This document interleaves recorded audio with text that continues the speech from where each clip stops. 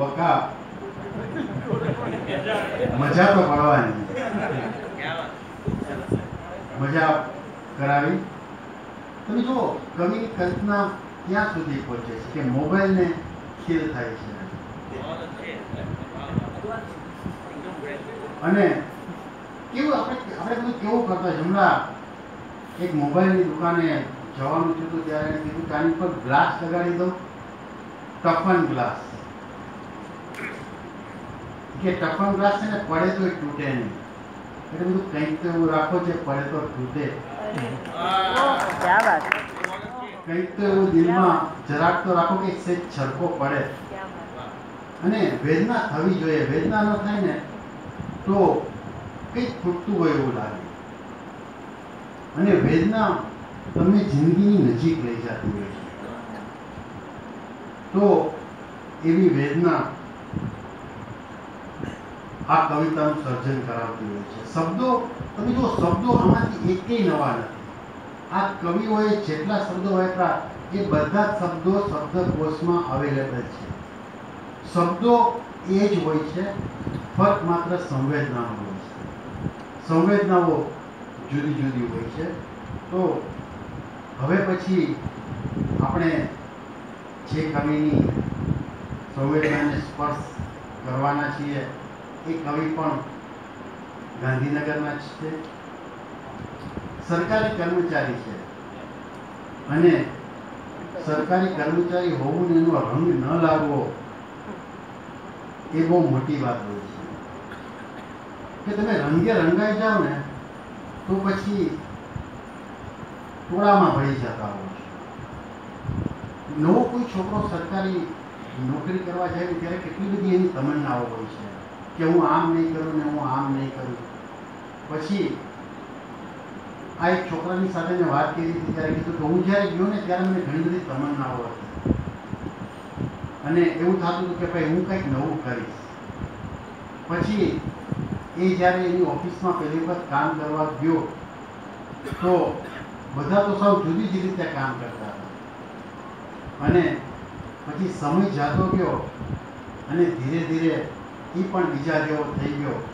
એટલે ટોળું આમ જ બનતું હોય છે કે માણસને જ્યારે ઈચ્છાઓ, અપેક્ષાઓ અને કંઈક કરી છૂટવાની તમન્ના તો હોય છે, પણ ગાડરિયો પ્રવાહ જોઈને કહેતો હોય કે દુનિયા આમ જ ચાલે છે. એક સરસ મજાની વાર્તા યાદ આવે છે કે એક ગામ હતું.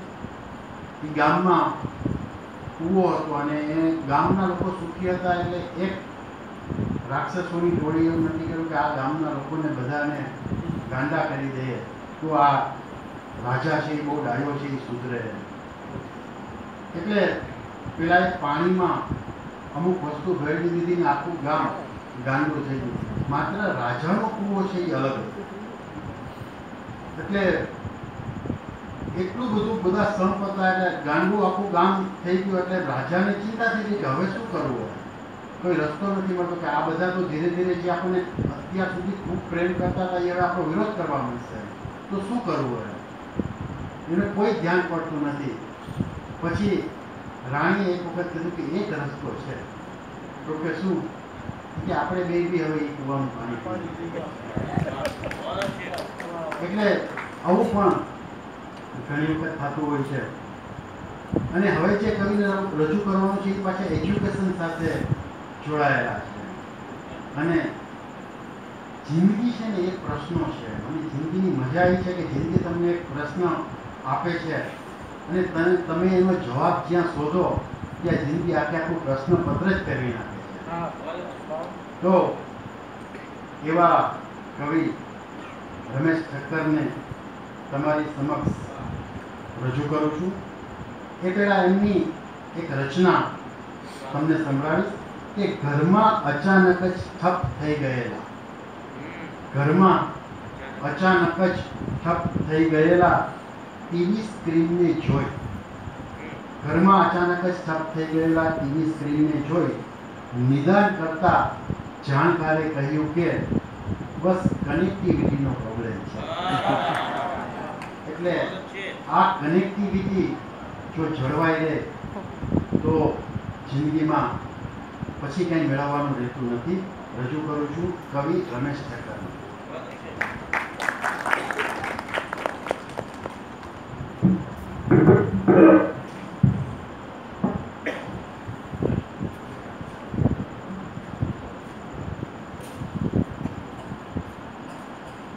રાધનપુરથી આવું. અમે રેત આંધી ભૂતાવળના માણસ, અમે રેત આંધી ભૂતાવળના માણસ, અમે ઝાડ નામે બાવળના માણસ.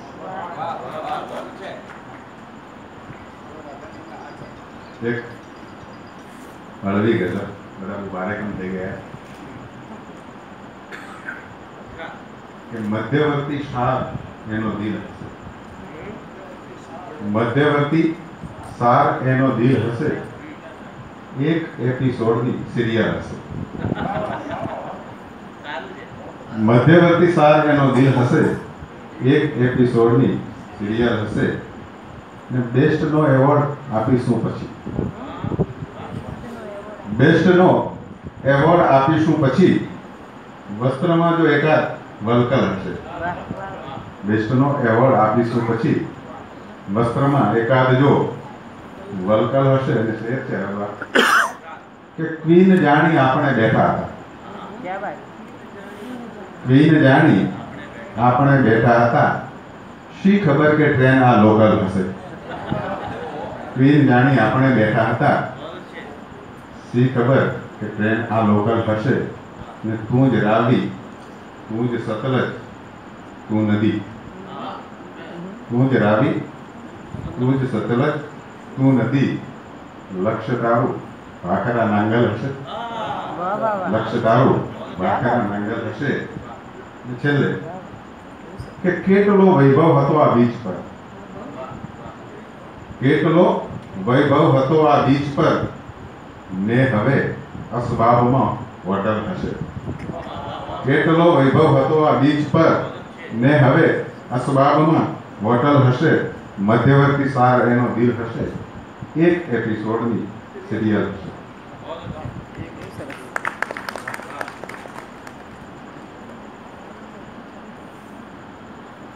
એક ટૂંકી બેરની ગઝલ છે કે આ કરું છું હું મને,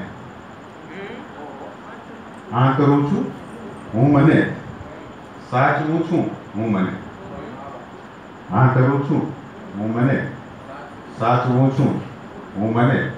ધુની સાહેબ આંગણે એકાંતના, આંગણે એકાંતના છેતરું છું હું મને, આંગણે એકાંતના છેતરું છું હું મને. ને કેટલું ઊંડાણ છે, કેટલું ઊંડાણ છે, ખોતરું છું હું મને, કેટલું ઊંડાણ છે, ખોતરું છું હું મને. ને આ સમયના ચોકડે, આ સમયના ચોકડે ચિતરું છું હું મને. ને છેલ્લે સાવ ખોટી વાતમાં, સાવ ખોટી વાતમાં જોતરું છું હું મને, આતરું છું હું મને, સાચવું છું હું મને. ગાંધીનગરમાં કવિ સંમેલન છે, સરિતા ઉદ્યાન એનું સરસ ઉદ્યાન છે, એક કાવ્ય એના પર લખેલું સરિતા ઉદ્યાન. કઈ કેટલાય ભ્રમણ પ્રદેશોની ગંધ ભડકદાર પાંખોમાં ભરી પતંગિયું હવામાં ચાસ પાડે.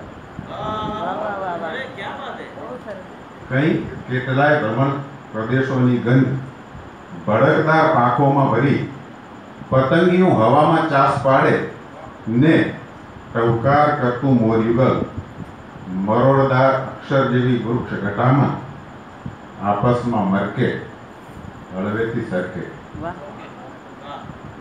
અષાઢની ભેજગ્રસ્ત સાંજ હજુ તો મસ્ત બની રહી હતી, અષાઢની ભેજગ્રસ્ત સાંજ હજુ તો મસ્ત બની રહી હતી. સુગરીના માળા જેવા, સુગરીના માળા જેવા સુગર નકશીદાર સરિતા ઉદ્યાન. અવાજ પણ કેટલો શાંત હોઈ શકે, અવાજ પણ કેટલો શાંત હોઈ શકે, પ્રકૃતિ પણ કેટલી નિતાંત હોઈ શકે. વનરાજીને જાણે કે કેપ ચડ્યો હતો આહલાદક વિનાશનો, વનરાજીને જાણે કેપ ચડ્યો હતો આહલાદક વિનાશનો. અજાણ્યા મુસાફર જેવું ઊભું એક છાપરું, અજાણ્યા મુસાફર જેવું ઊભું એક છાપરું, સુસ્ત બાંકડો, સાબરમતીનો અર્ધકોરો પટ, સુસ્ત બાંકડો, સાબરમતીનો અર્ધકોરો પટ, બધું એકાકાર થતું જાય ધીમે ધીમે, ને એકાદ પળ થયો હું વિધવળ, ને એકાદ પળ થયો હું વિધવળ, ત્યાં તો દૂર ભેખડોની આડશેથી, ત્યાં તો દૂર ભેખડોની આડશેથી કોઈ ગ્રામ્યજનનો ચિર પરિચિત અવાજ ક્ષણભર કાન પર અટકે, ચિત્તમાં અહેસાસ એનો ભટકે, ચિત્તમાં અહેસાસ એનો ભટકે. Thank you very much.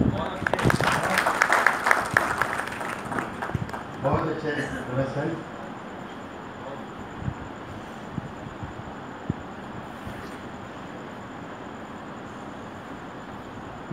હવે પછી ક્રમને પાછો થોડો આડે પાટે ફંટાવીને અહીંયા આપણે ઓડિયન્સમાં ગાંધીનગરના જે બીજા કવિ કિશોર ચીકાદરા હાજર છે. કવિ આપણી વચ્ચે હોય અને આટલી સારી મહેફિલ હોય, બહુ સાચું કહું તો ઘણા બધા કાર્યક્રમો કર્યા છે, પણ આટલી ઉત્કટતા છે ઓડિયન્સમાં બહુ ઓછી જોવા મળે છે. એ બધાની વચ્ચે તમે એક વિનંતી કરું છું કિશોરભાઈને કે એવો આવે, અને બહુ જ સારી ગઝલો એ લખે છે, એટલે એમને એમની રચના રજૂ કરવા નિમંત્રણ આપું છું. કિશોરભાઈ ચીકાદરા.